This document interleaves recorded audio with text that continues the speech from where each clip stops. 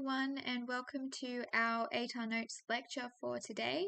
My name is Jess, and today we're talking about QCE Legal Studies, Units 3 and 4. Thank you all for coming along. Before we get into our content for today and a little bit more about me, I wanted to introduce you guys to ATAR Notes for any of you who may not know about us. This could be your first lecture series with us. So we've been going since about 2007, and our lecture series have been going since about 2015. We do have lots of other free resources available for students, so I wanted to give you some examples of those. They are all available on our website, atarnotes.com, so I recommend checking the website out to see if anything would be helpful for you for your studies. So in addition to lectures, we've also got online Q&As, we've got videos, ATAR calculators, articles, and study notes. So if you feel like you need a little bit more help in any of your subjects, whether it's legal studies or any of your other subjects, then check those out. We also do have tutoring, both private tutoring and class group kind of tutoring. So also, if you need sort of one-on-one help or group help, then that may be something you're interested in too. And you can see that we've got resources through what we call ATAR Notes Plus. So we've got a whole bunch of text guides and study guides. So these things are based on the syllabus and they take you through everything you need to know. So we do have one dedicated to legal studies, so that can be something that can really support you on your journey through the rest of Year 12 legal. Okay, so without further ado, let me tell you a little bit about me before we get started. So as I mentioned, my name is Jess. I graduated in 2020 from school, and I'm currently studying communication and journalism at the University of Queensland. I've just finished my third year of that, and so next year will be my final year. That's 2024 will be my final year. And I love reading and writing, so that was always my sort of thing at school with the different subjects that I chose, English and electives like legal, business, and accounting. Now, a little bit about our lecture schedule for today. We are going to go through a bunch of content that you need to know. So you need to be able to understand and describe and explain a whole bunch of different concepts. And we'll go through all of those to begin with. This lecture all follows the syllabus. So we're going through everything that the syllabus says that you need to know as part of Unit 3, Topic 2 for legal studies, because that is something that's probably coming up for you at school. Every school does it differently with the way that they structure the different units and when they teach them, but for many of you, this will be what you'll be working on next at school. And once we've gone through all of those content-based things, we'll then have a bit of a look at your inquiry report assignment, which is the piece of assessment, your IA2, that you'll do for this unit. So we'll do an overview of that. We'll look at some of the terminology that's in the criteria. We'll look at the structure of a report, how to approach different report sections, and we'll have some examples that we'll look at that are from the report that I did when I was at school. Okay, so let's get started. So first of all, we're going to be going through and just describing a whole bunch of key terms that you need to know. And this is all about being able to understand things and describe them using legal terminology. So commissions is the first thing that we're going to look at. So at the federal level, the Australian Law Reform Commission has the function of reviewing our laws and making recommendations to the federal government on what should change about the law. And at the state and territory levels, this role is the responsibility of a whole bunch of different state and territory law reform bodies. So in Queensland, we've got the Queensland Law Reform Commission. Now, law reform also occurs through royal commissions of inquiry, and we'll have a look at those as well in more detail. So, a royal commission is a government inquiry, and it's established by the Governor General. And the role of these inquiries is really important to address the sort of key issues that are current in Australian society. Oftentimes, the findings and the recommendations that result from those end up producing some important law reforms. So, we'll have a look at some examples today of different law reform royal commissions, that have occurred, but different big events that have happened often result in a royal commission. Now, a parliamentary inquiry is an investigation by a parliamentary committee, so a group that is comprised of members of parliament, into an issue of political, social, or legal interest. And advocacy is any action that speaks in favor of, recommends, argues for a cause, or supports or defends, or pleads on behalf of others. It can be written or oral. Now, that is a bit of a mouthful, but basically it's that idea that you're advocating for something, you're supporting something very outright about it. So you can think of advocacy as being something that is really small. So, for example, your parent might advocate for you in terms of school. Maybe they're advocating for free tutoring or something like that. And then advocacy can take place on a far greater scale as well. There can be advocacy groups, different corporations, and just organizations in general can form together to create these advocacy groups. And there's lots of just individuals as well who form groups to support different causes. And oftentimes we also see groups like this forming to be a voice, I suppose, for people who don't have one, or for people who are less kind of powerful.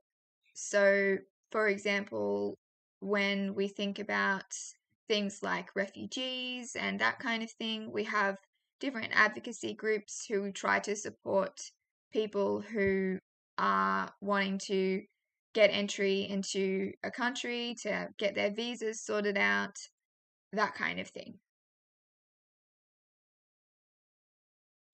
Okay, so law reform. Now, this is kind of a three-step or three branches, I suppose. So it can be changing existing laws, it can be repealing existing laws, so removing them entirely, or it could be just creating new laws as well.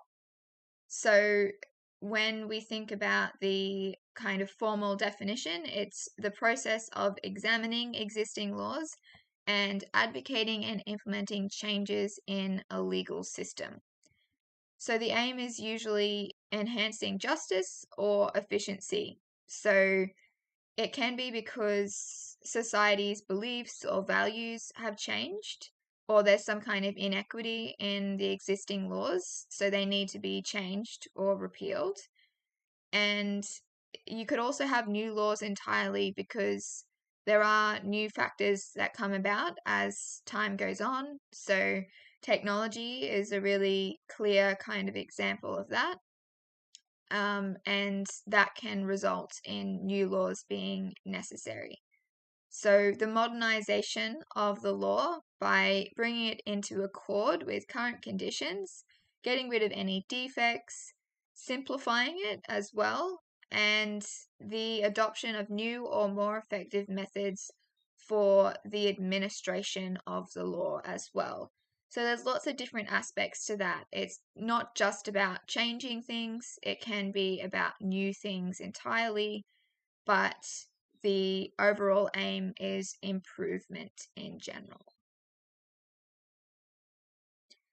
So an example of law reform is when we think about 2022, there was the data breaches. So we had Optus and Medibank both had the data breaches, and there was actually law reform, I suppose, after that, because we had some new legislation that came through about data. So it was making it so big companies had more of a responsibility to make sure that any data that they do collect is protected well. So that is an example of how, I guess, technology and what people are able to do in terms of hacking or sort of invading the sort of systems of big companies like that have lots of data, that has resulted in those laws being necessary. Now, lobby. So, according to the Lobbying Code of Conduct, lobbying activities are communications with the Australian government representatives in an effort to influence federal government decision making. So, if you're lobbying the government, you're trying to get them to be aligned with what you want and your values. You're trying to influence their decisions in some way. So you could be looking at getting a government contract or a grant. You could be looking at the way they allocate funding or the way that they're amending legislation. It could be a government policy or program.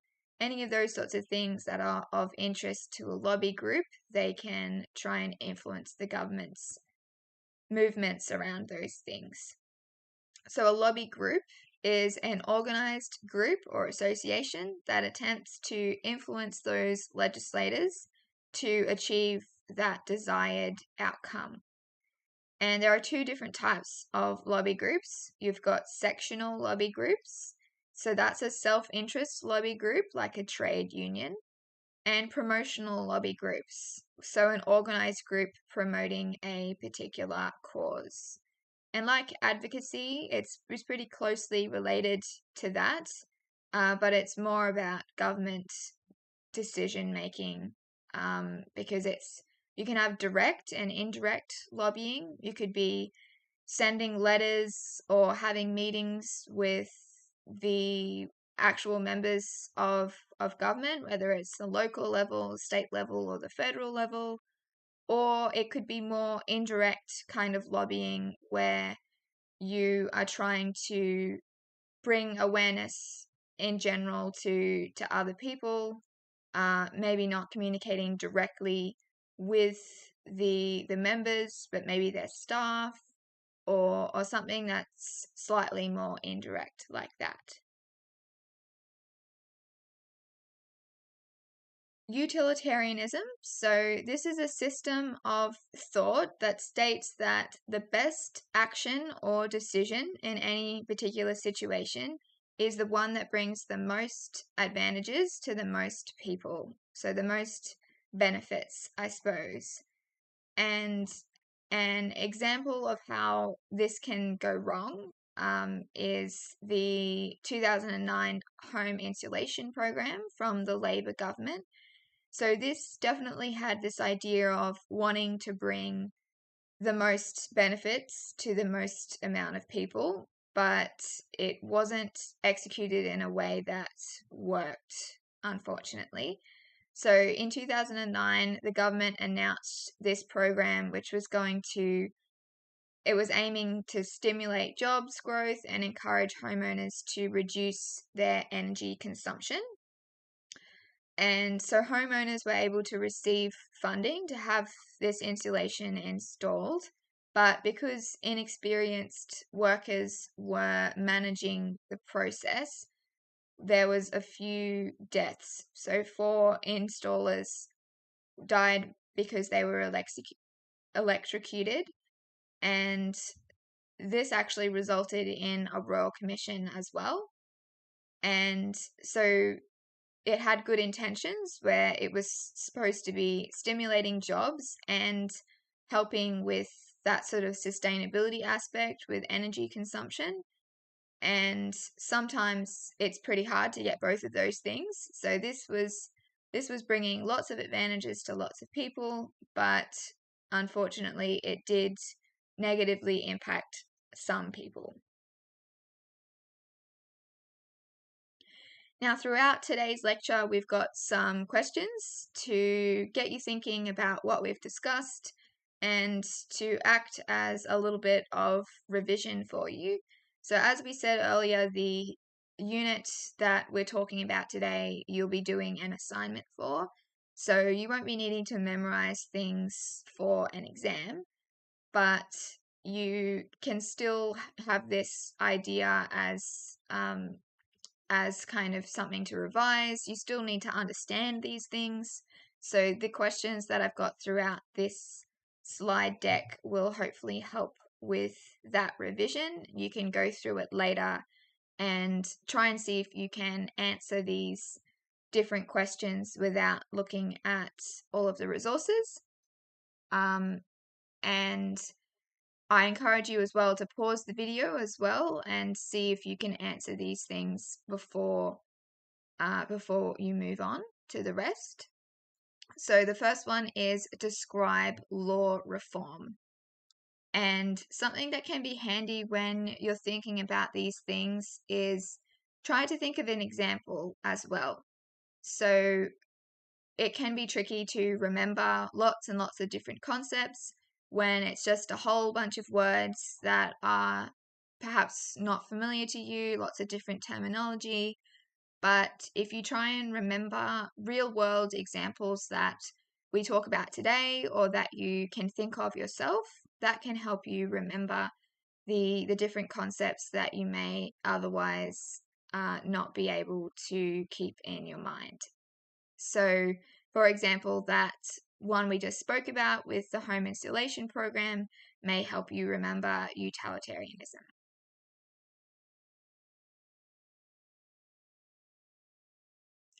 Okay, next up is terms of reference. So the scope and powers of an inquiry. It's just laying out what is going to be investigated as part of this investigation. So in terms of Royal Commissions of Inquiry, we've got a process with 8 different steps here. So first of all, the government is going to request the Royal Commission into a certain topic. Then they go and decide what the terms of reference will be. We've got a commissioner being appointed as the chair. Others can be appointed to work with the commissioner. Then you've got a whole bunch of evidence gathering, so witnesses are heard, and then the findings are decided, recommendations are made, and the report is created and given to the government. So to start with, it's very early on in the piece that those terms of reference are laid out, because then that informs the rest of the process. So because it's determining what the scope and the powers of the inquiry are, it's going to determine who is, what kind of evidence they want to gather, what kind of people they may approach to try and get some evidence, and also the kind of commissioners or the kind of people that they get involved in the process, depending on the sort of topic that they have chosen as their inquiry topic. So here is an example of all of those steps laid out with an example alongside it. So in 2012, the Gillard Labor government announced a Royal Commission after public pressure and allegations of a police officer in New South Wales.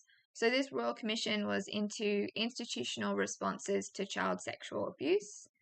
So you can see how we've got the government calling that inquiry, and the next step was them determining those terms of reference. So in this case, they wanted to inquire into and report upon responses by institutions to instances and allegations of child sexual abuse in Australia. So you can see how the kind of wording in that is giving us that scope to go by. So it's responses by institutions. So that's sort of narrowing down the focus. Allegations of child sexual abuse is narrowing it further, and then also, of course, specific to Australia as well. Then you've got different commissioners being appointed. You've got a whole bunch of witnesses being heard. So the terms of reference also influenced this. So witnesses reported on events that occurred in Scouts Australia and lots of different other organizations that knew about this area. And then you had lots of recommendations, 409, and then the final report being presented at the end in 2017. You can see how it's a really long process over more than 5 years in this case. Now, consultations. So the Australian Law Reform Commission conducts research and consultations with stakeholders. And by talking and listening to people, it can understand different views and experiences of the law. So, of course, everyone has different experiences, different opinions. So, commissions like this need to seek a whole bunch of different information so they can actually understand those things, because they otherwise wouldn't be able to. So they want to consult with people not only who have expertise in the laws under review, so maybe they've got some kind of law background, or they know about the laws on some kind of level, but it might just also be that experience with the laws. So maybe they've been negatively or positively impacted by the laws. Maybe they think the laws are discriminating against them or something like that. And it's also about people who are likely to be affected by the laws. So maybe they haven't been affected yet, but understanding what their experience would be if it were to impact them can also be helpful in these cases.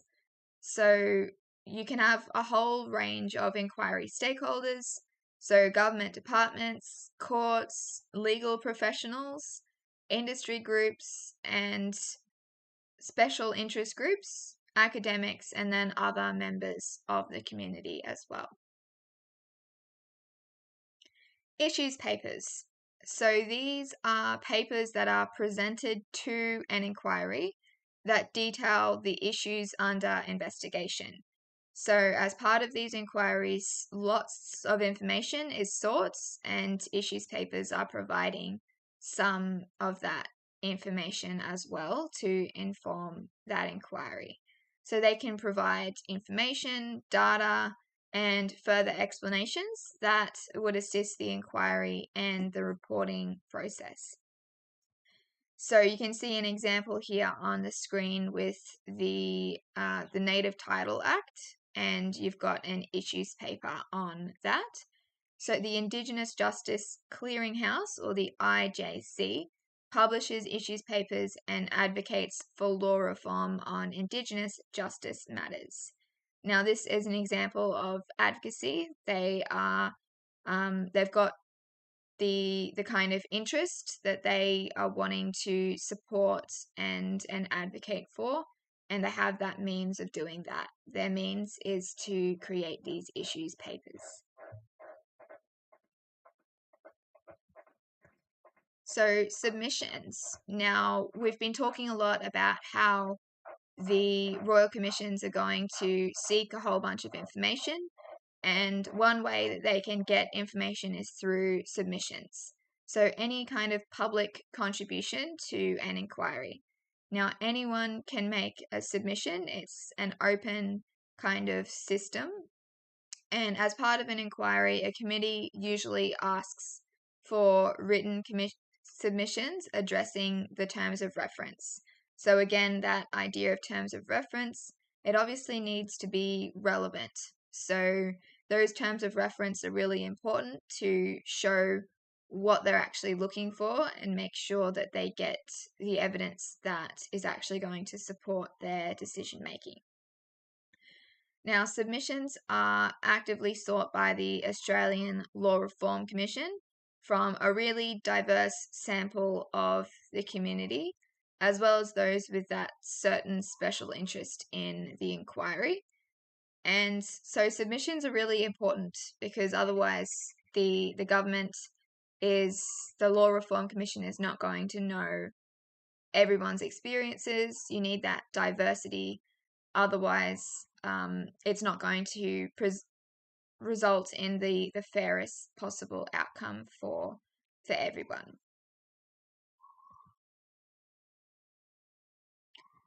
Now, next up, we're looking at the impetus for law reform. So this means the sort of reasoning that could result in law reform. So what is the sort of trigger, the prompt behind laws being changed or being introduced entirely or being removed entirely? So changing values, needs, morality, and ethics. So a significant challenge, I suppose, for the legal system is how to keep pace with the changing needs of society so the laws remain relevant. As time goes on, lots and lots of things change, so the laws have to change to reflect that, but that can be tricky to do. And so the law must be representative of society's values and it must adapt as those change. And there's actually also new forms of criminal activity, new technologies that facilitate that kind of criminal activity, and that can result in new laws being necessary as well. So, for example, if we think about artificial intelligence as a very current kind of example, there are people out there who want new laws around this kind of thing because of concerns over things like plagiarism. So, we know that the artificial intelligence systems are trained on other people's creations or other people's sort of information, that kind of thing. So it could be paintings if we're thinking about, or illustrations or pictures of any sort. When we think about the AI that generates images, and it can be books or research or anything like that for AI that generates text. It all has to be trained on something, and there are people out there who think new laws need to come into play so their intellectual property is protected. Now, that is an example of how technology can really play a part in the need for law reform.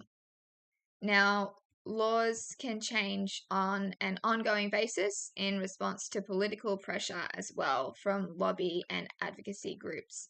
That is one of the aims of lobby groups, as we saw earlier. They want to influence decision making. So it's not just about new technologies, new criminal activity. It can be about things that have been a problem for a long time, but the lobby groups are finally getting through to the government and making that impact with those decision makers. So there are a bunch of law reform influences, and we've got 5 that we're talking about today. So social influence. So that is pretty straightforward with society's values. You can probably tie every kind of example you can think of for an impetus for law reform. You can probably tie to society's values. We'll have a look at some examples shortly that will help illustrate that for you.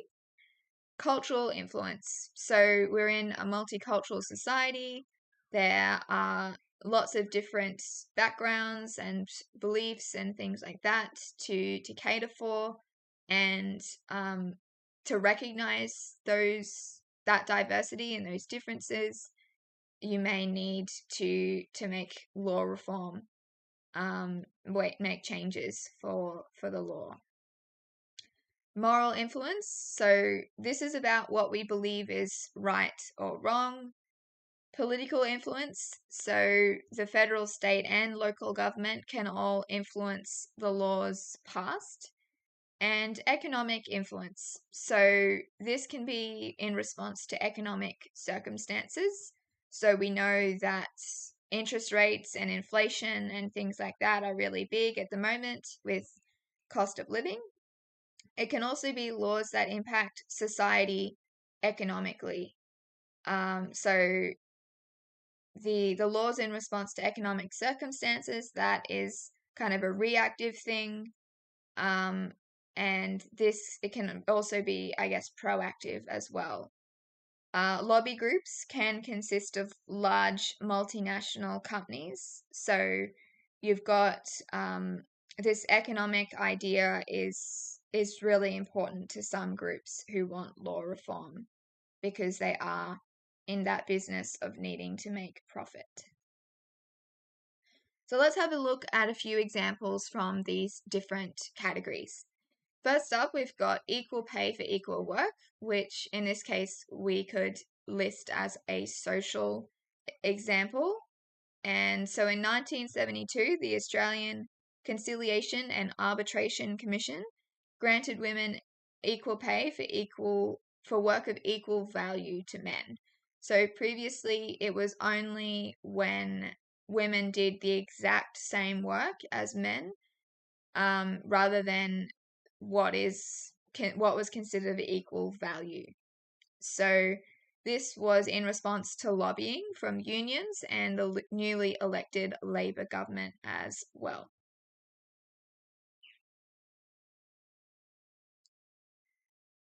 And another example, the same-sex marriage legislation that changed back in 2017. So the Australian Parliament passed the Marriage Amendment Act, and that was after a survey showed that 60% of Australians supported the law reform. Now we can see how things overlap. So we looked at those different impetuses for law reform, and we said social was one that tends to apply to all sorts of different examples you can think of.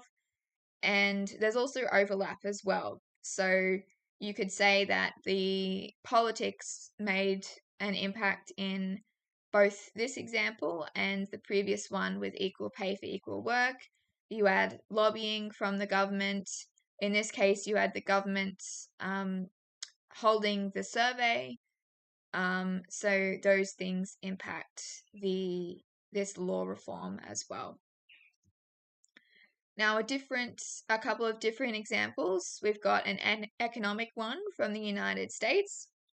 So the Inflation Reduction Act 2022 was passed by the United States Congress to decrease inflation. So it lowers drug, healthcare, and energy costs and makes wealthy individuals and large corporations pay their fair share of tax.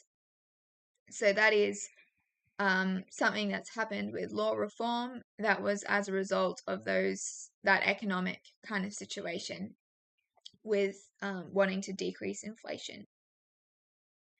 A moral example. So voluntary assisted dying is something that is a gray area when it comes to whether it's right or wrong. You've got different opinions about that based on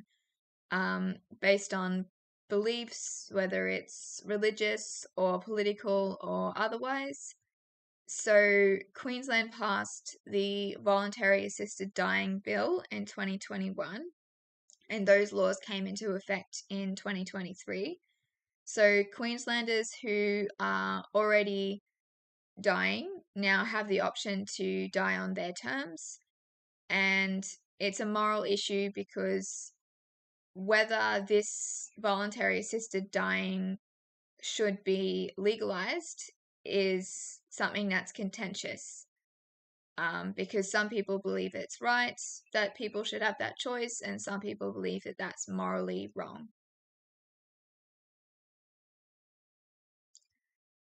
Okay, so the influence of lobby and advocacy groups and the media. So, as we mentioned, a lobby group is that group that is organized together and it's attempting to influence the government to achieve a desired outcome. So, special interest groups can include school associations, conservation groups, trade unions, business organizations, and political parties. So, you've got a whole huge range there. And Australians have the right to discuss an issue or lobby their elected representatives at all three levels of government. So this means that we have the right to approach our local government member, our state government member, or our federal government member, or any other member for that matter, to try and get our voice heard with whatever we want to bring to their attention. But when this is organized collectively, so instead of you just going individually to that government member, when it's organized collectively, that special interest group is becoming a lobby group. And this is bringing more power to that group. If they're banding together to create a lobby group, then that's going to put more pressure on decision makers because you've got more people power behind it, more voters who are showing what their beliefs are, more sort of power with I guess the majority of people. And lobby groups and the media can influence public opinion on topics, and that can lead to change in societal views. So, something that we often hear about when it comes to the media is like agenda setting and framing. So they put things on the agenda. The media is reporting on certain things to get them into the public eye, into our minds, and so we're paying attention to them, and they frame those things in certain ways to shape our views on them. So those views can then form how we decide to vote, what we lobby for, what we believe, and then of course it all just keeps going down this system where that then can result in law reform. So an example is double jeopardy. So this is a defense that prevents someone who's been accused from being tried again on the same charges if they've already been acquitted or convicted. So in 2014, victim lobby groups successfully pressured the Queensland government to overhaul Queensland's double jeopardy laws in the wake of R.V. Carroll. So that was 41 years earlier. And so Queensland's laws changed so that someone who was previously found not guilty could be retried for that same crime if new evidence was found. So this was something that was deemed important because we've spoken a bit about this idea of technological kind of changes. So as the Attorney General at the time pointed out, advances in technology, particularly things like DNA testing, means that new evidence may become available years after a trial. And so it would be an injustice if that was just ignored. And that was why these laws were changed. So someone could be retried if new evidence is found. Now, there is a movie called Double Jeopardy as well that you can see on the screen. And I believe that that was based on this opposite idea where if you've already been convicted for something, then you can't be convicted again for the same crime. So Queensland went against that idea because this recognition that new evidence can be found, which can change what the result is, what the findings are. Another impetus for law reform is patterns of crimes and civil offences. So people expect that the government is going to maintain law and order. And in order to do that, one of the things they need to do is identify patterns of crime. And that is going to allow them to make laws, amend laws, and potentially repeal laws to make sure that they have things in place to cater to those changing patterns of crime. So there could be new harms, or existing harms could be getting worse, and they need to try to stop those things from happening. Now, there are a range of different strategies, and it can involve individuals, communities, businesses, non-government organizations, and all levels of government as well. And it can be influenced by an understanding of local crime and crime patterns. So, key areas of law reform in Australia in recent years, things like domestic and family violence, medical negligence, juvenile crime, and alcohol-fueled violence. Technological advances, we've spoken about a lot already.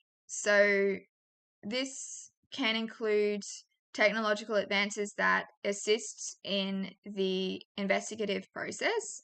So, of course, technology can be useful. Like we saw that DNA idea where new technology can result in evidence being found in helping with that investigative kind of process.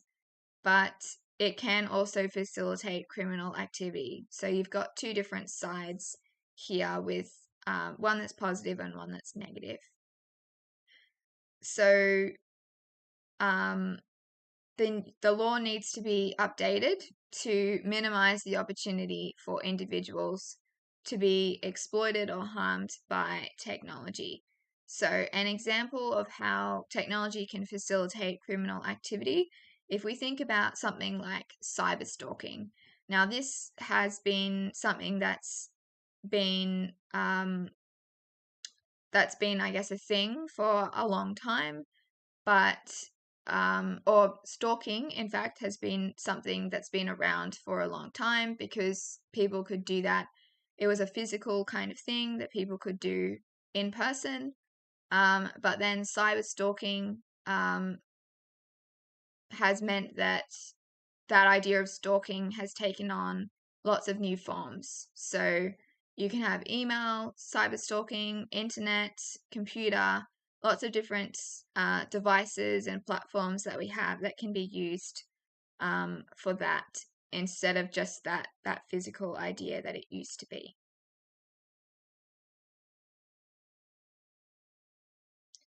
Okay, another question for you to have a look at. So 5 factors influence law reform. We looked at the start when we were talking about the impetus for law reform. Now, one of them was social influence, which has impacted same-sex marriage and equal pay for equal work. So choose one of the other 4 factors influencing law reform, explain the factor, and provide a real-world example of how the factor has influenced law reform, and it can be domestic or international. So remember, we looked at the idea of the American legislation that they introduced for inflation, and we looked at the voluntary assisted dying laws in Queensland. So if you can, try and think of something different that you may be aware of that relates to one of those other 4 factors aside from the social influence. Okay, continuing on with our impetus for law reform, we've also got increased transnational and organized crime. So what are these? So transnational crime is all serious criminal actions that involve more than one country, and that involvement can be through the planning of those criminal actions, the actual execution, or just the impact. So we probably think of execution the most, so involved in that sense where they're actually carrying out those criminal actions, but it could just be the pre kind of phase where they're just planning it, or it could just be the impact that results. And organized crime, so criminal actions that powerful groups are going to plan, control, and execute on a large scale. So lots of criminal activities are not limited to borders of a country or different states or towns. So often international crime organizations are going to operate for some kind of monetary gain, but some can be politically or religiously motivated as well. And we sometimes term those terrorist organizations. And Australia collaborates with international agencies to try and work against transnational and organized crime. So if we have a look at an example as well, so we know that recent technological developments have resulted in new kind of patterns of crime and new crimes in general. So with the internet and the ease that people can now move between countries because of different sort of travel advancements that we've had, there has been an increase in transnational and organized crime. So pirates' ability to access modern equipment like powerboats and different weapons has caused an increase in piracy. Now, an example of a movie that you may be familiar with is Captain Phillips, that has Tom Hanks in it. And this explored this idea of piracy where you've got a ship that is traveling between countries with cargo, and it's been intercepted by pirates who are wanting to get money, and they hold the crew hostage in their attempt to do that.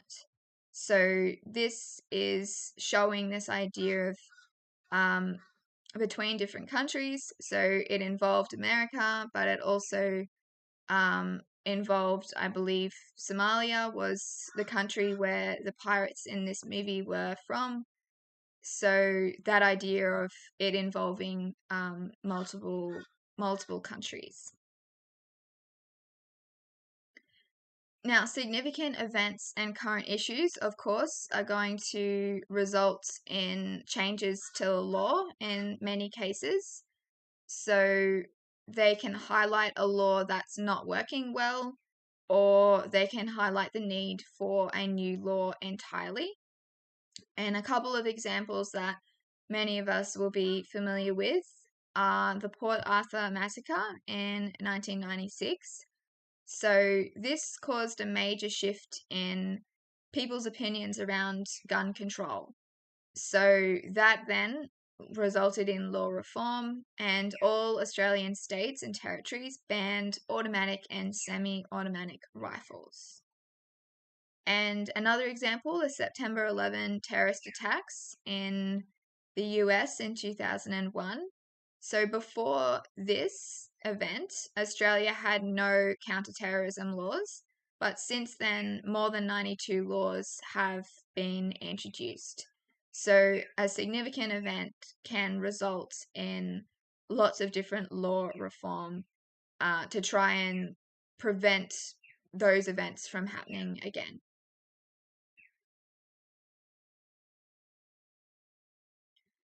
Okay, moving on now to the role of the law reform commissions. So they investigate and provide law reform recommendations on matters that the Australian Attorney General refers to it. So it's an independent Australian government agency. And state or federal government can initiate a royal commission on any matter connected with the public, with peace, order, and good government of the Commonwealth, or any public purpose of any power of the Commonwealth. A bit of a mouthful. But usually royal commissions are called when there are reports of an illegal activity or a gross administrative inability in an area of Australian life. So we've had things in the past, like, for example, the nursing home situation where there were reports of lots of different problems and mistreatment in nursing homes, and then as a result, a royal commission was held.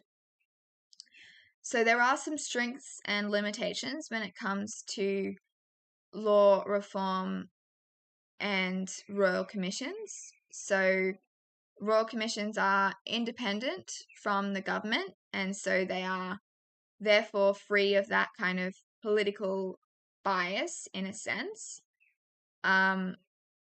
But it is at the same time the Parliament's choice whether they implement the recommendations, and it's actually the government's choice whether the commission is initiated to begin with.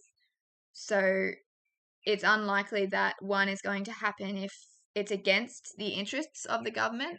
So if it does happen, then that's great, because you do have that sense of independence and freedom from bias. But then the actual initiation can be problematic, and then implementing any recommendations can be problematic, because that can be influenced by those government kind of motivations and opinions.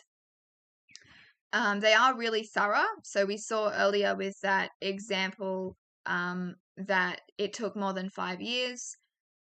So they are very thorough and take in a really wide range of sources and opinions to make those recommendations. But then with that, of course, it is very expensive, very time consuming, and that limits the amount that can take place. You can't have just a royal commission into anything and everything, because that's just not feasible from that resource point of view. And if the recommendations of a royal commission are implemented into the law, the laws will be that effective representative kind of thing of the opinion of the people.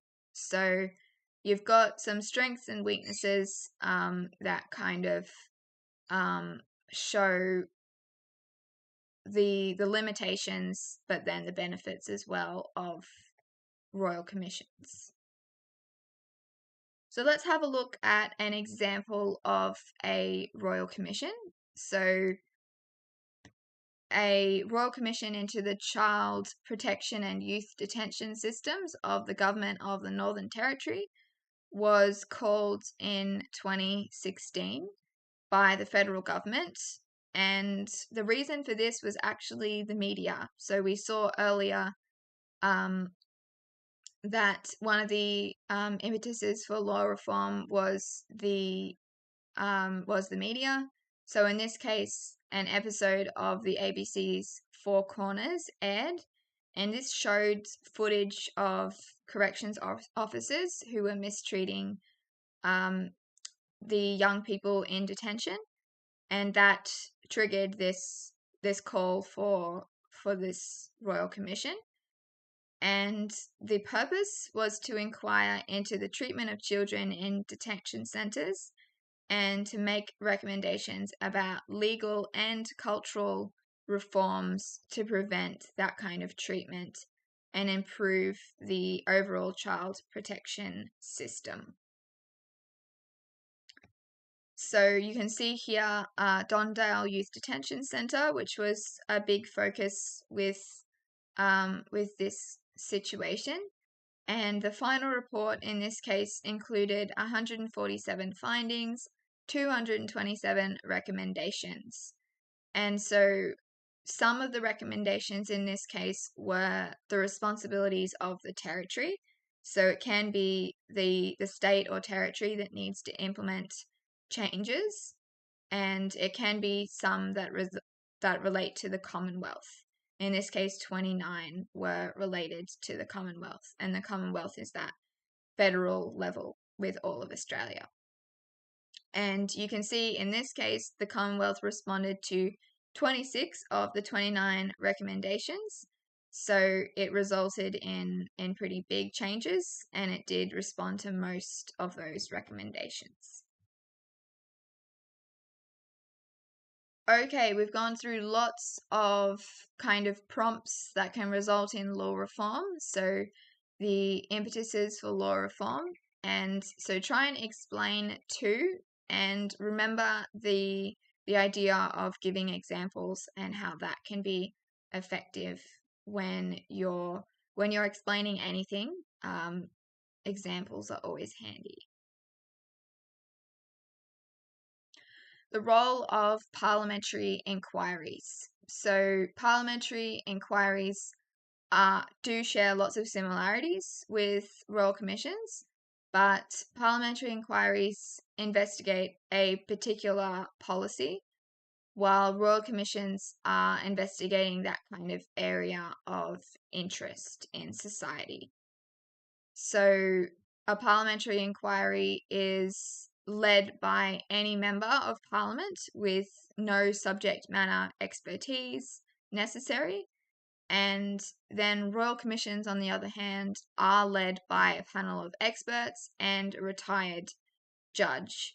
So you've got slightly different areas of focus with what they look at, and then slightly different in terms of who is doing that investigation. But they do have those similarities as well. They both, of course, report back to the government with recommendations, and they both operate at a federal, state, and territory level. So you can have parliamentary inquiries and royal commissions at all of those levels.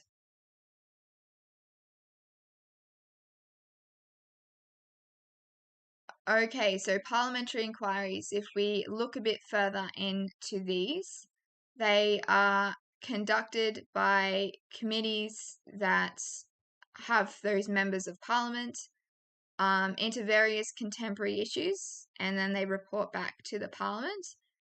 And the purpose is to investigate and make recommendations that may translate into law reform. And they are given to the Senate and the House of Representatives, and they must be responded to within 6 months. So the Federal Senate has a comprehensive number of select or standing committees of inquiry. So what are these? So a select committee is appointed by the Senate to conduct an inquiry into a specific matter, and they have to report back in a particular time frame. That is also part of those terms of reference we spoke about earlier with the scope and what is to be investigated. And then once the select committee has completed its work, it is disbanded. So it doesn't exist any longer. So I suppose you can remember this by thinking select. They've been selected for this particular thing, and so it does kind of sound one-off with that wording. A standing committee, though, is a permanent committee that stands or remains for the term of the parliament, and it can be classified into 3 categories. You can have domestic committees, legislative scrutiny committees, and legislative and general purpose committees.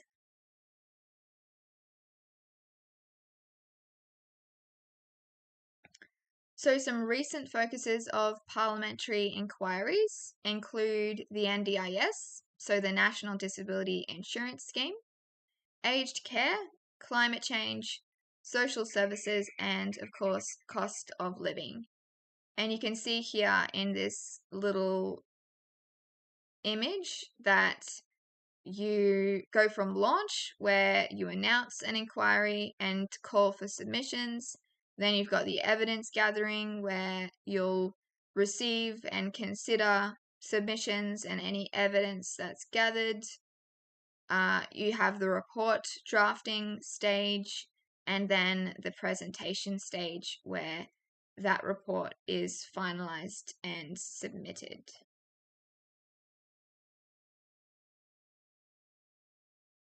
Describe at least one strength and one weakness of royal commissions.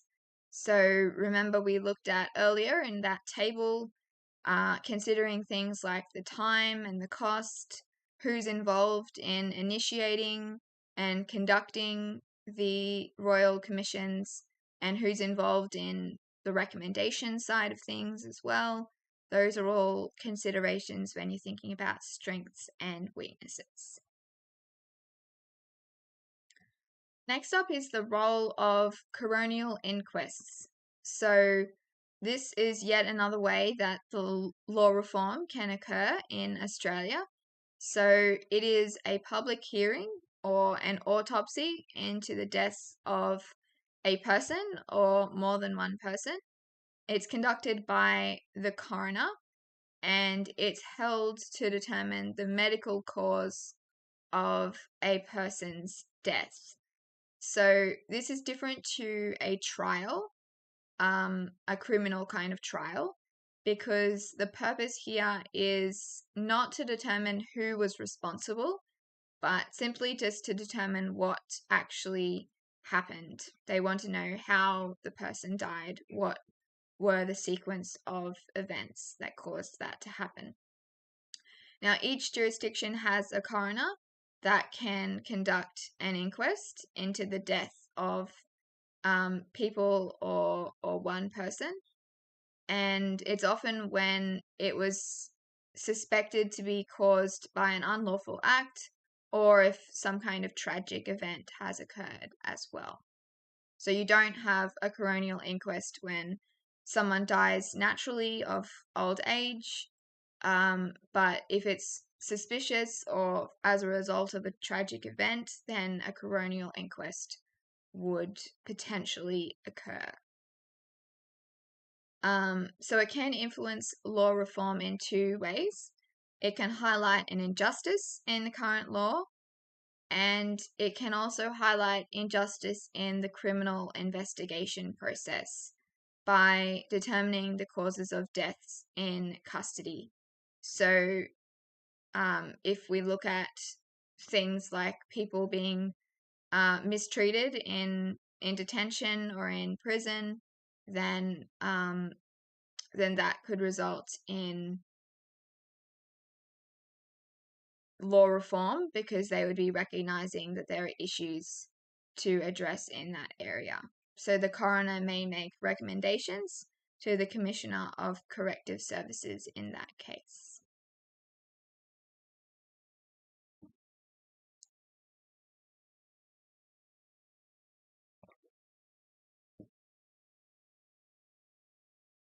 So depending on the nature of the inquest, the coroner might recommend to the government an action or a series of actions, and this can include law reform.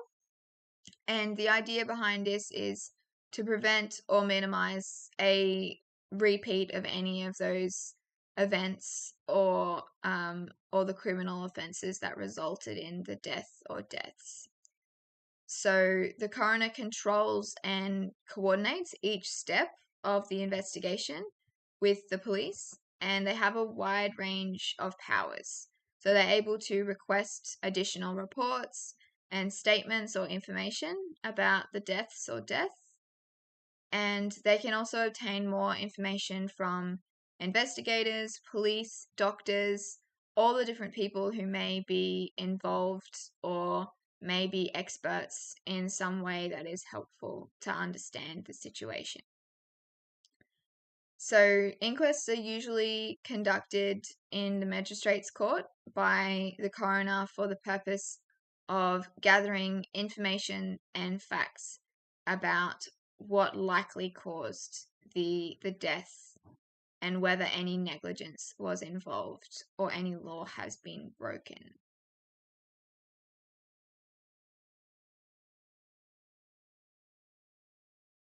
So an example is Gabe Watson. So Tina Watson was an American woman who died in 2003 while scuba diving in Queensland during her honeymoon with her husband, Gabe Watson.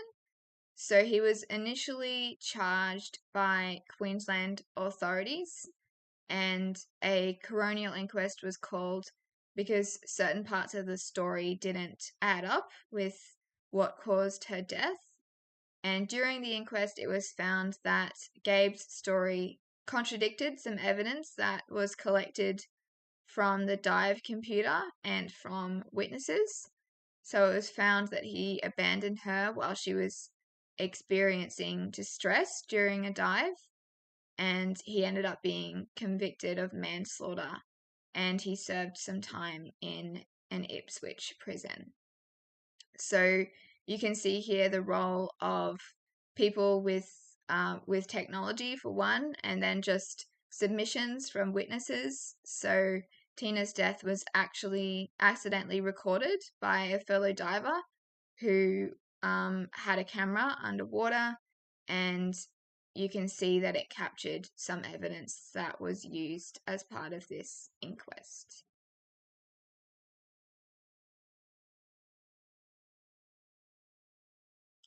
The role of a specialist task force, if we look at that in comparison with parliamentary committees, so a specialist task force is similar to a parliamentary committee because they are both inquiring into a specific issue, they're both reporting back to the government, and they both operate at those different levels with federal, state, and territory. So while they have those same kind of functions, it's about who is doing it that is different. So a specialist task force, as the name suggests, it's conducted by specialists in the field of inquiry, whereas, as we looked at earlier, parliamentary committees are about members of parliament. So that's what they consist of.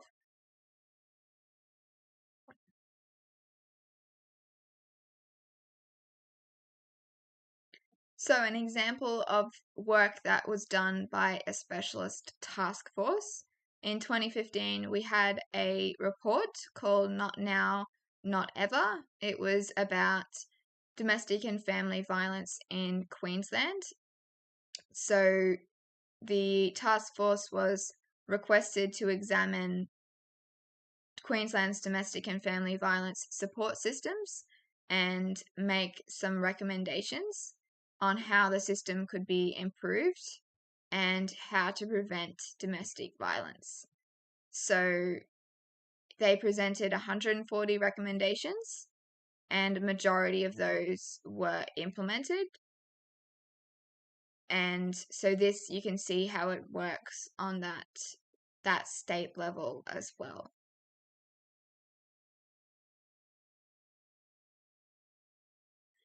Okay, describe coronial inquests and how they are different to trials.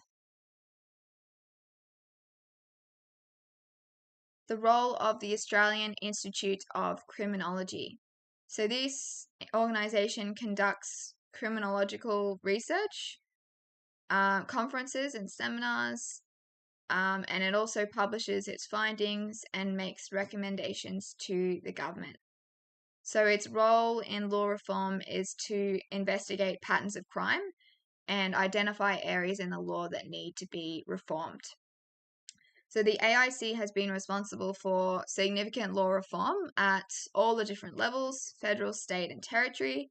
So for example, it's important that you've got some consistency in the law. So they have actually brokered some national agreements so that all states and territories have the same way of dealing with a particular matter. It wouldn't make much sense if they were different for different states and territories. They've also identified loopholes in the laws to eliminate variations in legislation and inconsistencies between the same laws in all government jurisdictions. they've recommended specific legislative changes. So new offences, increasing penalties and fines, those sorts of things. And they've undertook different evidence-based research to inform policy and practice as well.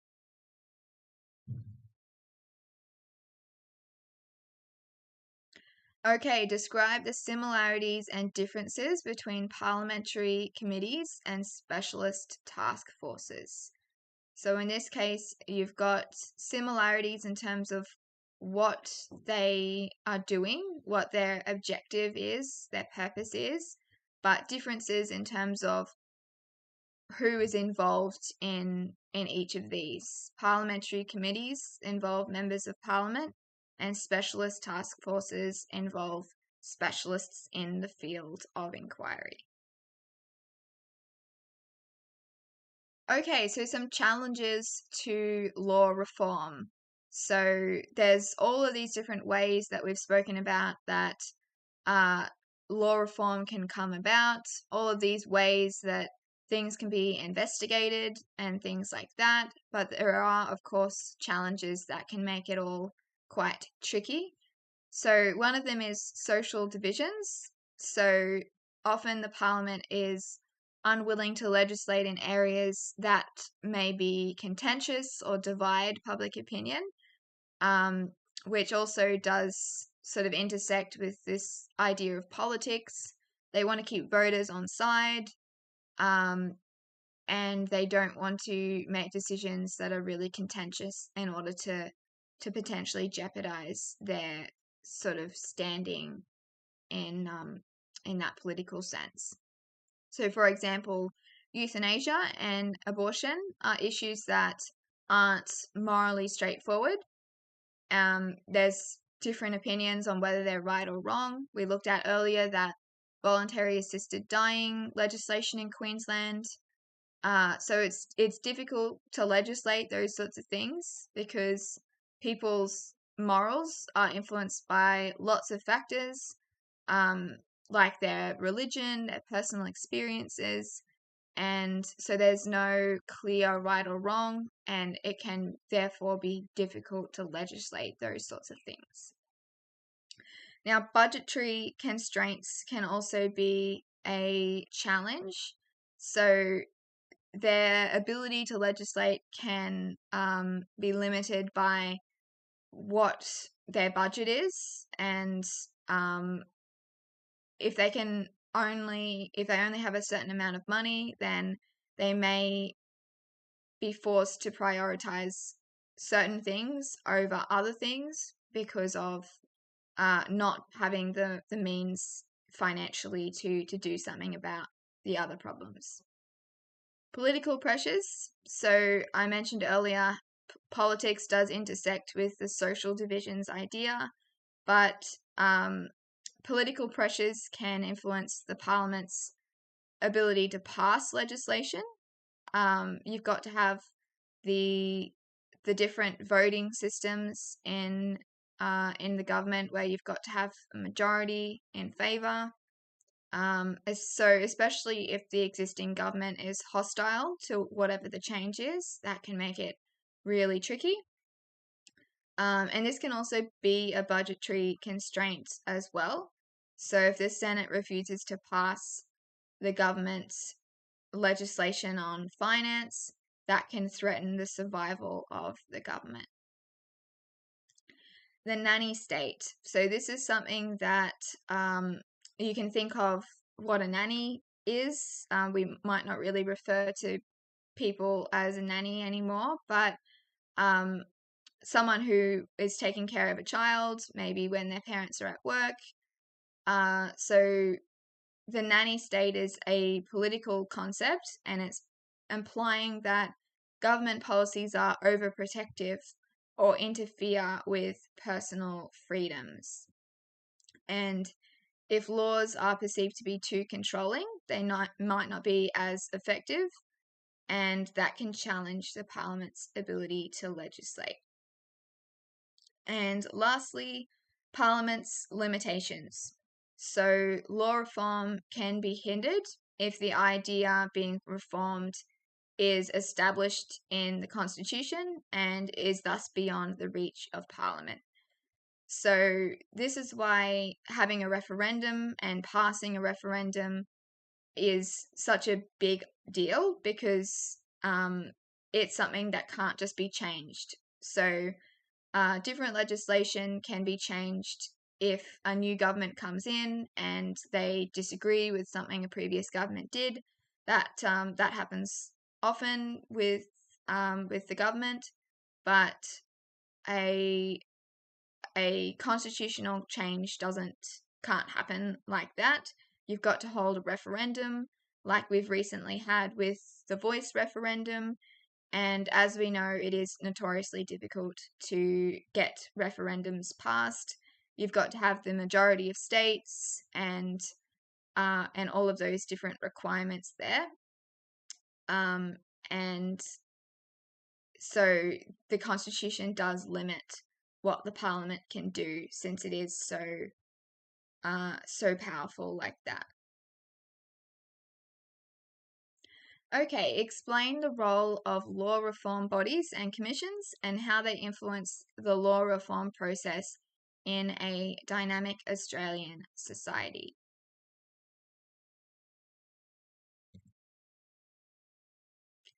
Okay, we've finished the content aspect of today, and we're now looking at your inquiry report assignment, so IA2.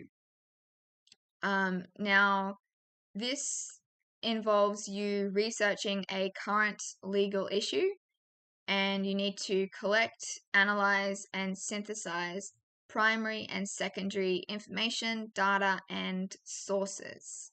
So the issue must be an area of law that requires reform. So it's a current issue that requires law reform, change, or a new legislative instrument, and it must refer to the Australian or Queensland jurisdiction. It can't be something entirely unrelated to Australia. So an inquiry report uses research to assess a range of cognitions in a particular context. So you've got to be able to locate and use information beyond your own knowledge and beyond the information you have been given. This idea of inquiry, we've looked at all of these different types of inquiries today, and we've spoken about how they have lots of submissions, they have lots of evidence gathering processes. So this is where you need to be doing that yourself in order to find information to include in your report.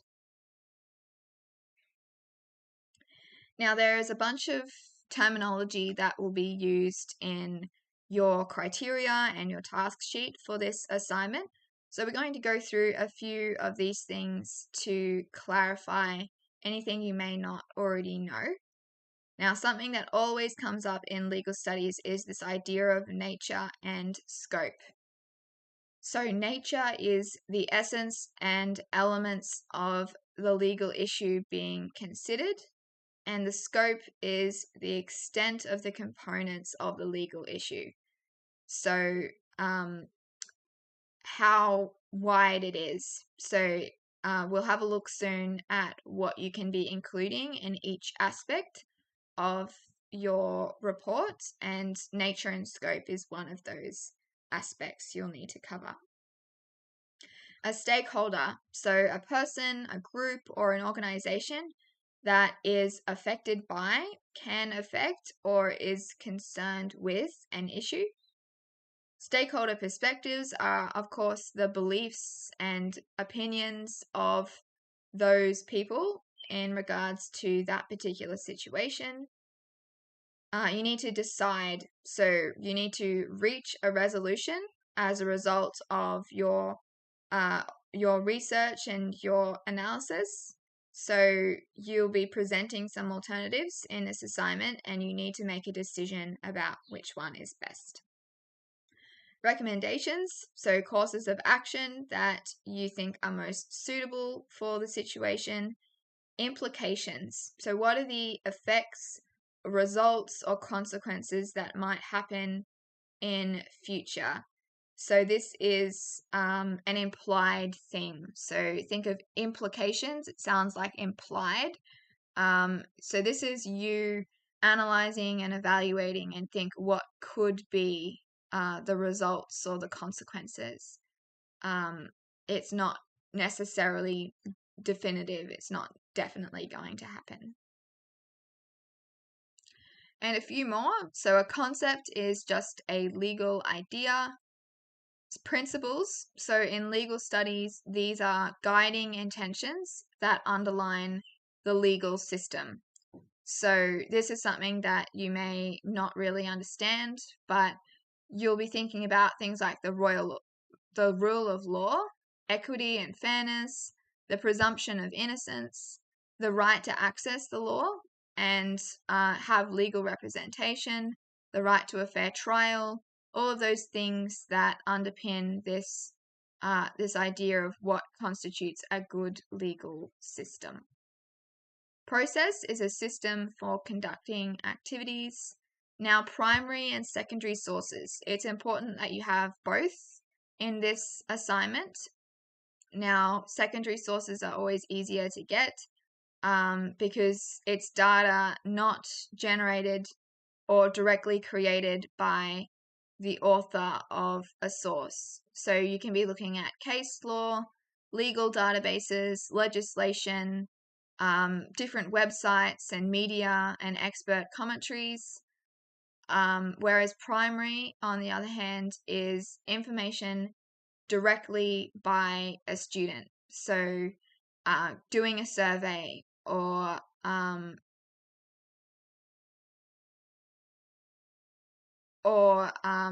getting information directly from a source in some way. So, explain 2 challenges to law reform in Australia. We looked at that list before. For these questions, again, I encourage you to pause the video and try to write some paragraph responses to see what you can remember. And then, of course, use all of the slides that we've got that you'll be able to access after today's session and use them as a sort of study guide to make sure that you're on track with remembering everything that you will have learnt at school and throughout today's lecture. So the structure of an inquiry report. Now, this is something that's often tricky for students, is wondering how to structure a report. Now, it can vary depending on what your issue is and what sort of requirements your school or your teacher may have. But this is a general structure that is pretty good for most cases. So, of course, you're going to have some kind of introduction. Then you are probably going to want to outline the nature and scope of the legal issue that you have chosen. You'll look at stakeholder perspectives. Now, there can be a couple of structures here. You could have 2 subheadings, one for each of your 2 stakeholder viewpoints. So you'll be needing to look at 2 stakeholders in particular. Or you could have 2 subheadings. The first one could provide an overview of all of the effective stakeholders, and another could then summarize your 2 chosen stakeholders and their viewpoints. Next, you'll have your legal alternatives to reform the law. So you will have already now assessed the situation and its scope. You will have considered the stakeholders and their positions, and you'll now be presenting those possible solutions to reform the law. You could have 2 subheadings here, one for each of your 2 legal alternatives. That would make sense structurally. And then, of course, you'll have your recommendations. In this section, you want to state your decision, followed by your recommendations and your reasoning for the recommendations. The reasoning is really important, so make sure you don't skip that aspect. Then you'll have your conclusion and your reference list.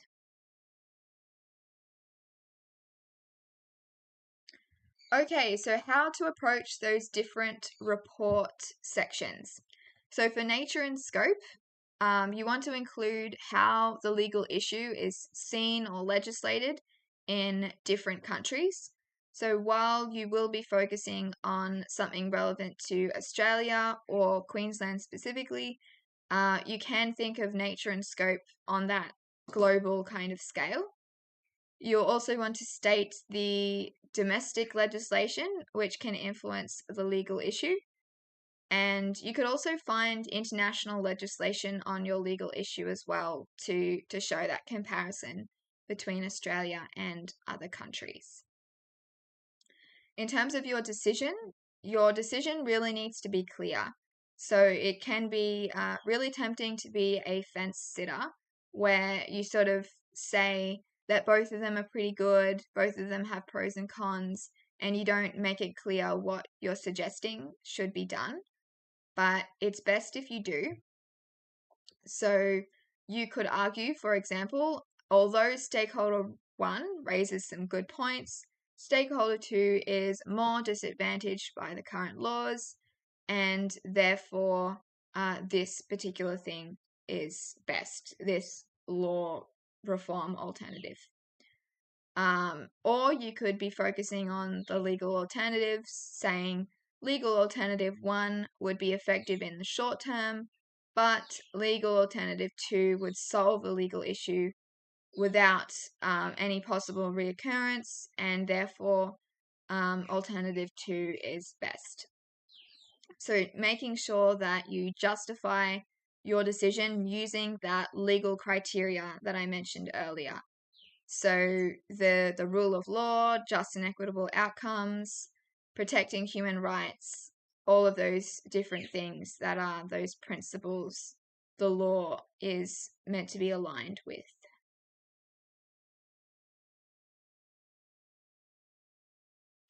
In your recommendations, make sure you are detailed. So if your recommendation is to change the law, then what law are you changing? What are you changing it to? Why are you changing it? And how easy or difficult will changing it be? So don't just say something really generic. You need to think about all of the considerations that would go into what you're suggesting. And ensure your recommendation is a legal recommendation as well. So, for example, assigning organizations to teach children about cybercrime can be an effective recommendation, but it's not a legal one because it's not legally binding.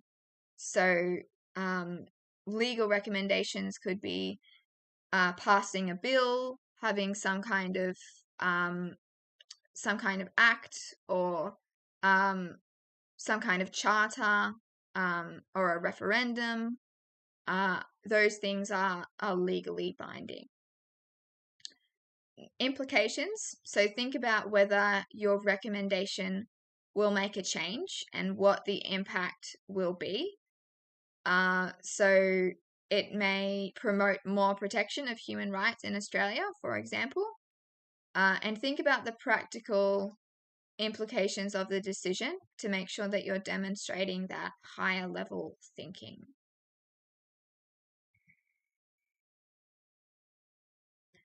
Okay, question 9. Explain what nature and scope mean in the context of legal studies. And also try and think about what we looked at just a few slides ago, thinking about what you would include in a section of this report dedicated to nature and scope. Okay, so now we're on to looking at an example inquiry report. So one of the things that you hopefully can master pretty easily for this is the formatting. So one of the things that you'll be assessed on is your ability to create a response, which is assessment objective 5. Now this says that the features of the report are report the report genre are consistently demonstrated with a cover and contents page, headings, and subheadings. So, of course, there are other aspects too in terms of this creating a response thing, but this is something that you can hopefully get pretty easily. So some cover page inclusions, you've got your the type of the report, so inquiry report in this case. You've got the title, mine was called Press Freedom in Australia. You've got the purpose of the report. This is similar to the introduction with outlining what it is about. You've got the word count range, and you've got the date as well. Now, zooming in on the table of contents, you'll see that this is really similar to that structure that I outlined earlier. In my case, I had subheadings underneath that nature and scope idea because there are multiple aspects to explore. So dividing those up into logical sections is always handy to make it more readable. In terms of the stakeholder perceptions aspect, I chose to go with the alternative where I speak about all of the stakeholders to begin with, the ones that are affected, and then I zoom in on two and look at their viewpoints specifically. In terms of legal alternatives, I've got those two headings with what the alternatives are, and then my recommendations, my conclusion, and my reference list.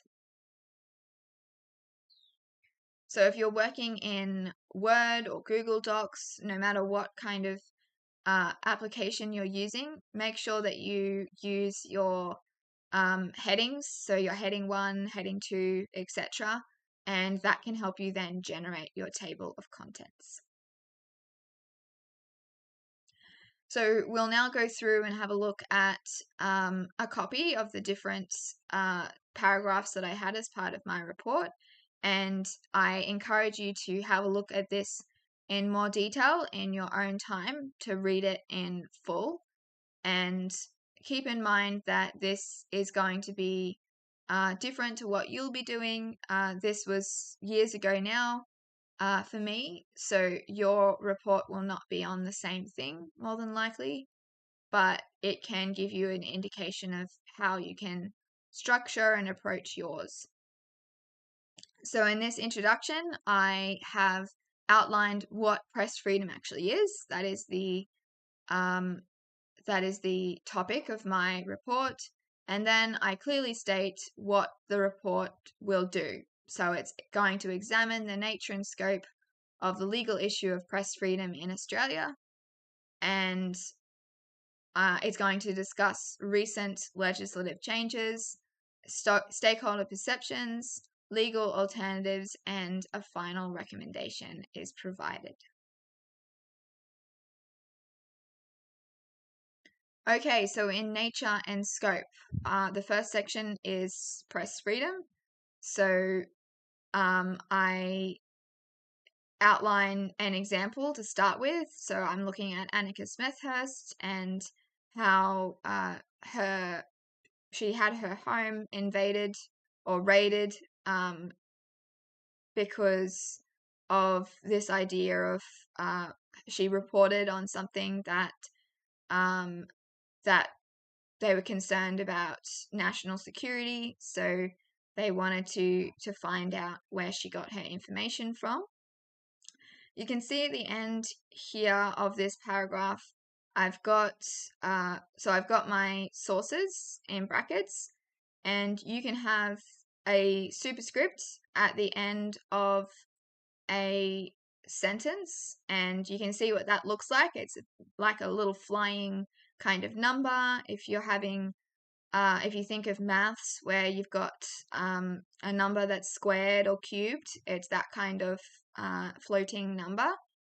And a superscript is a footnote, which is at the end of your report. It appears, or an end note appears at the end of the report, and a footnote appears at the foot or the bottom of each page.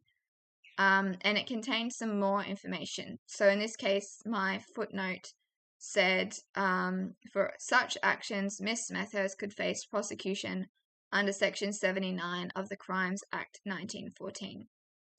So I was also adding more relevant information about the nature and scope of the current laws and the current situation. So I've provided that example, and I wanted to provide a little bit of extra information about how those current laws apply to that example that I've given. Here I provide more examples. So there, as I said in that earlier introduction, there had been lots of examples of things related to press freedom in that year in 2019. So I've provided some more examples here. And I've also looked at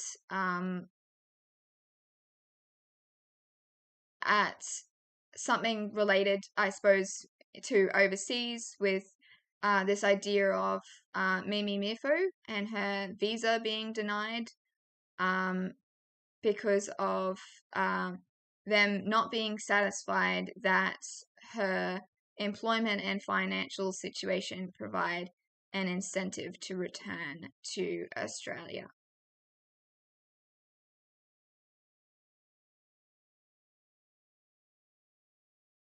So continuing on from that, you can see in yellow here, we've got the idea of the legal concept or the principle and some legal terminology as well. So I've provided some information about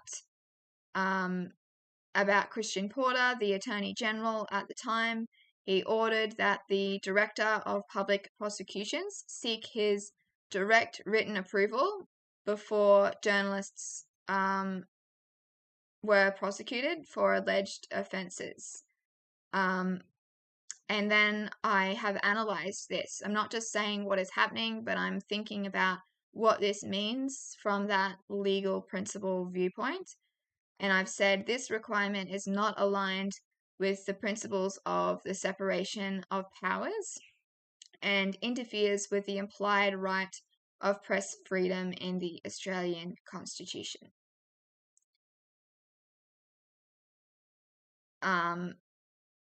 So you can see here how it's important to not only just list examples and list things that are happening, but also look at it in more detail and what it means.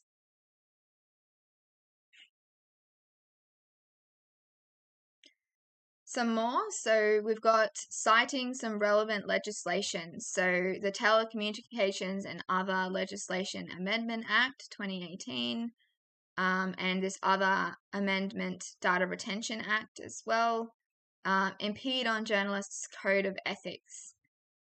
And in blue, we've got some analysis and an explanation of how that legislation impedes on the codes of ethics. So you want to not only just make claims, but support those claims with some evidence as well. It's like a persuasive speech in English, where it's far higher level and far more sort of credible if you not only make statements and claims, but then support those with the evidence to back it up. So I am citing the MEAA Journalist Code of Ethics.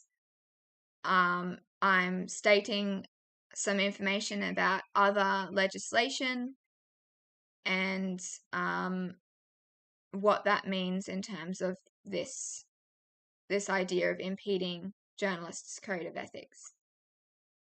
And I zoom in as well. I say the Data Retention Amendment particularly comprises the obligations of journalists, allowing 22 government agencies to access metadata without a warrant.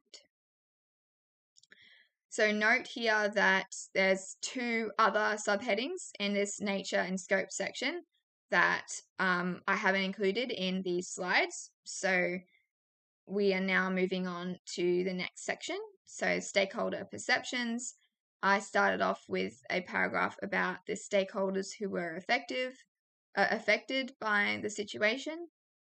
I list a whole bunch of those, and that is a way of also analyzing that nature and scope too.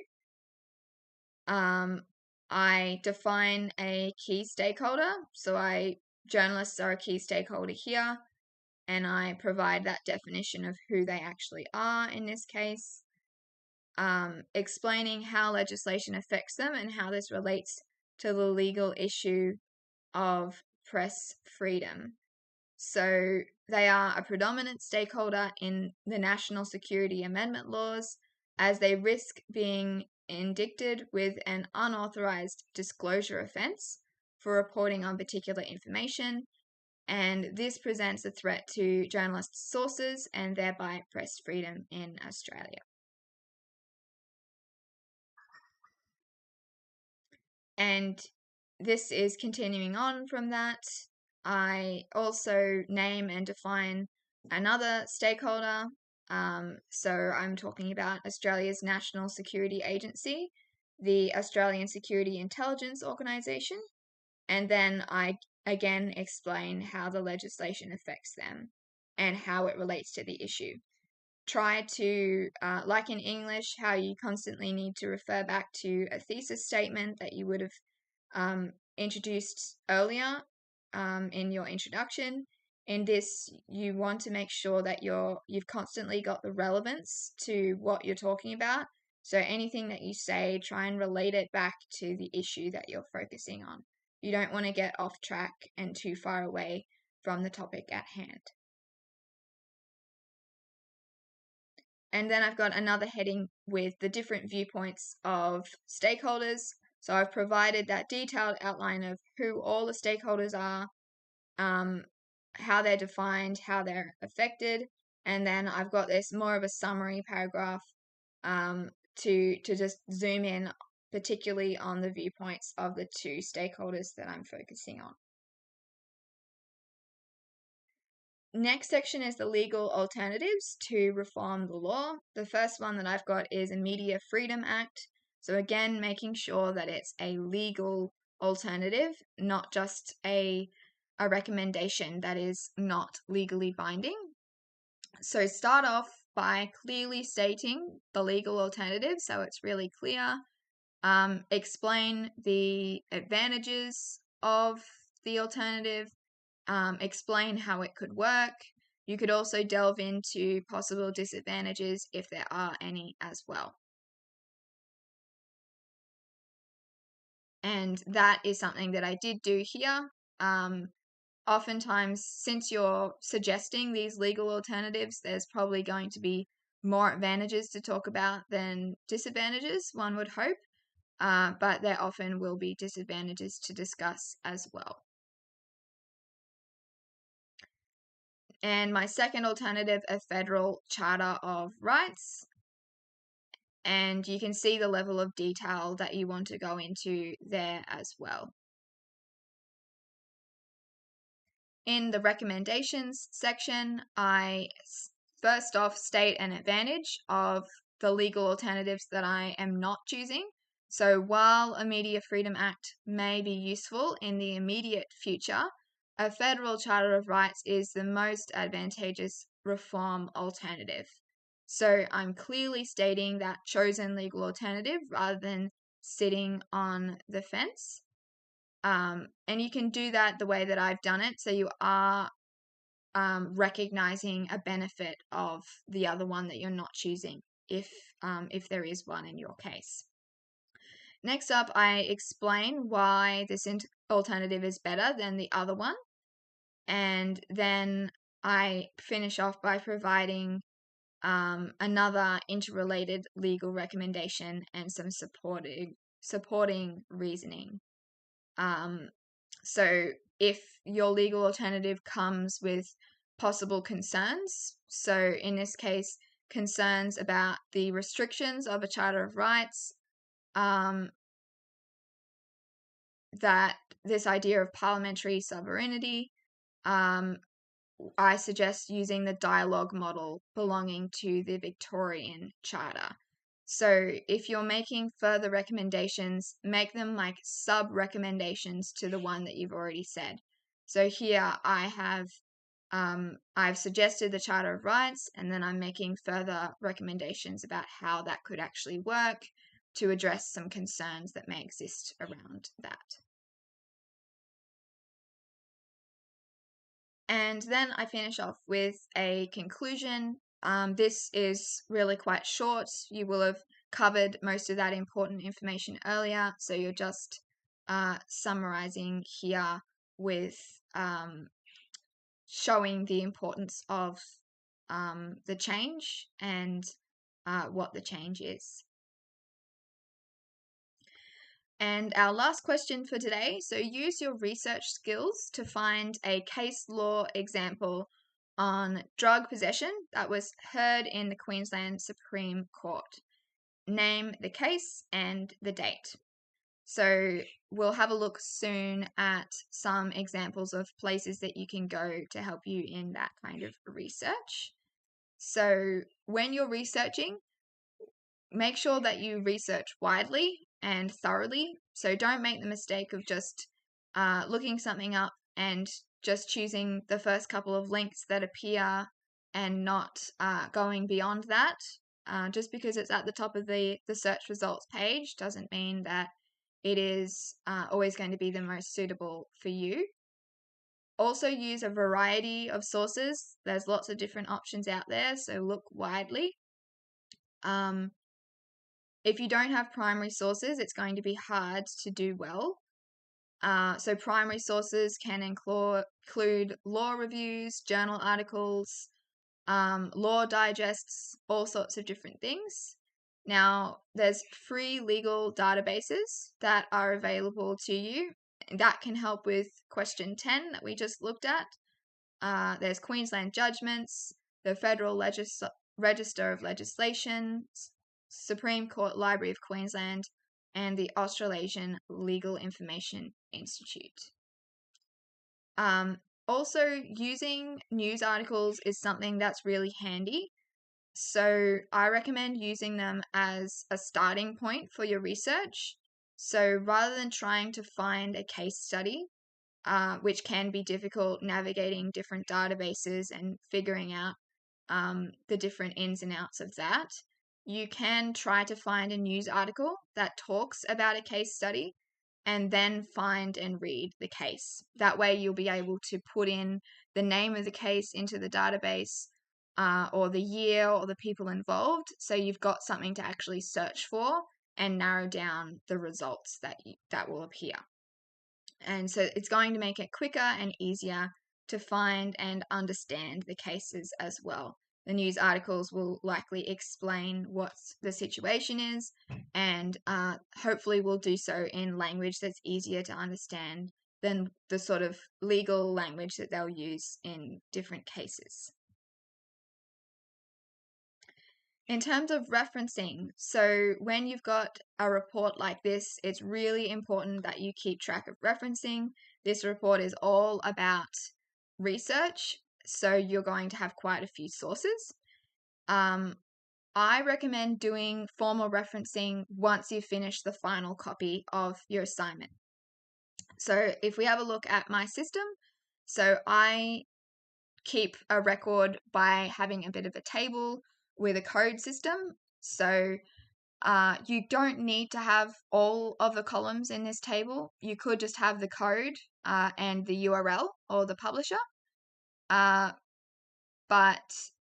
if you assign a code, either a number or a letter to the source, then in your draft, you can be putting ref, which stands for reference, ref A, ref B, ref C, and that can then, you then know, okay, this particular information was from this source, and you go back to your table and find the URL for that.